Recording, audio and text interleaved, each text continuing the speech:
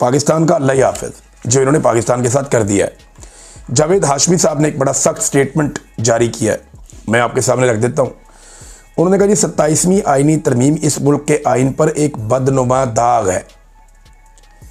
ये सरजमीन बेआइन हो चुकी है जहाँ ज़मीर बेचकर लोग हाइब्रिड निज़ाम का हिस्सा बनते हैं। सवाल यह है कि हमें जो पाकिस्तान 14 अगस्त 1947 को मिला था वो कहाँ गुम हो गया। आज का पाकिस्तान आधा मफलूज और टुकड़ों में बटा हुआ है, जिसका जिम्मेदार अस्करी क़यादत और बिके हुए सियासतदान है। आसिफ मुनीर, याद रखो, जब अल्लाह एहतसाब करता है तो ना ताकत बचाती है, ना ओहदा, ना वर्दी। मकाफात अमल से कोई नहीं बच सकता, तुम भी नहीं। ये जावेद हाशमी साहब ने फरमाया। फिर इन्होंने कहा जी कि कभी कोई जर्नैल किसी दूसरे जर्नैल का एहतसाब नहीं करेगा। जो अदलिया में ईमानदार जज इन जालमों के खिलाफ खड़े हो गए हैं उनका साथ दो। बाजुआ और कियानी की करप्शन रोज़े रोशन की तरह सबके सामने है, लेकिन कभी किसी ने उन पर हाथ डाला ही नहीं, बल्कि उनकी करप्शन पर बात करता है उसे गद्दार बना देते हैं।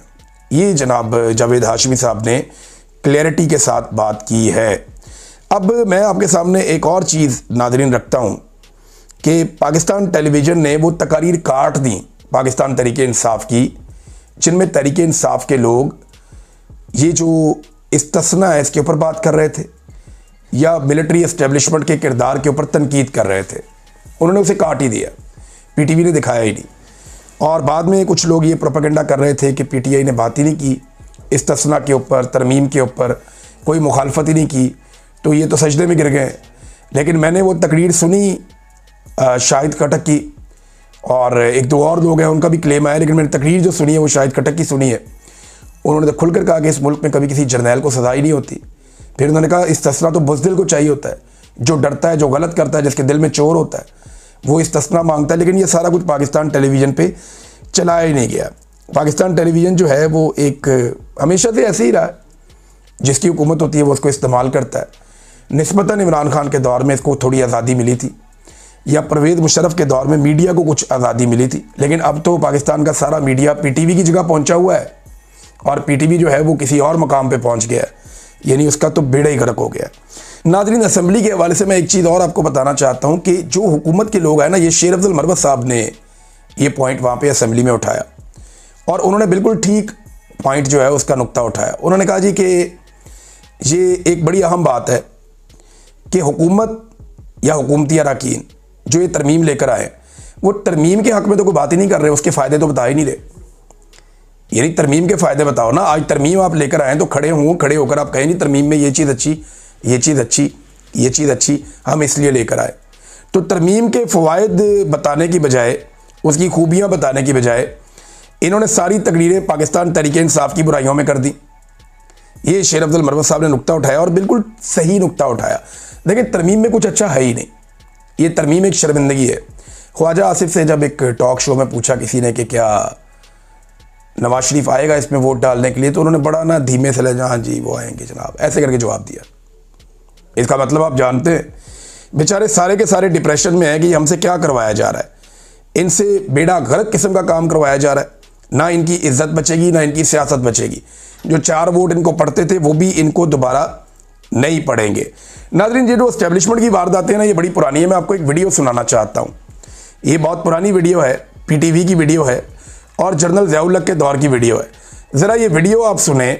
ये वीडियो सुनने के बाद आपको अंदाज़ा होगा कि कैसे पाकिस्तानियों को हमेशा से चूना लगाया गया मिलिट्री एस्टेब्लिशमेंट की जानिब से। ये सुनिए। इस महीने की 19 तारीख को मुल्क में रेफरेंडम कराया जाएगा, जिसमें सिर्फ ये सवाल पूछा जाएगा कि क्या आप सदर पाकिस्तान जनरल मोहम्मद ज़िया-उल हक के उस अमल की तायीद करते हैं जो उन्होंने पाकिस्तान के कवानीन को कुरान हकीम और सुन्नत रसूल सल्लल्लाहु अलैहि वसल्लम के मुताबिक इस्लामी अहकामात से हम आहंग करनी और नजरिए पाकिस्तान के तहफ़्फ़ुज़ के लिए शुरू किया है, और क्या आप इस अमल को जारी रखनी, मजीद उस्तवार करनी और मुनज़्ज़म और पुरअमन तरीके से इक़्तिदार अवाम के मुंतखब नुमाइंदों को मुंतकिल करने की हिमायत करते हैं। अगर वोट डालने वालों की अक्सरियत ने इस सवाल का हाँ में जवाब दिया, तो उसका मतलब होगा कि पाकिस्तान के अवाम ने मौजूदा हुकूमत पर एतमाद किया है, उसकी पॉलिसियों की तायीद की है, और जनरल मोहम्मद ज़िया-उल हक को आइंदा 5 साल के लिए सदर मुंतखब। तो नाज़रीन, ये है तरीका वारदात।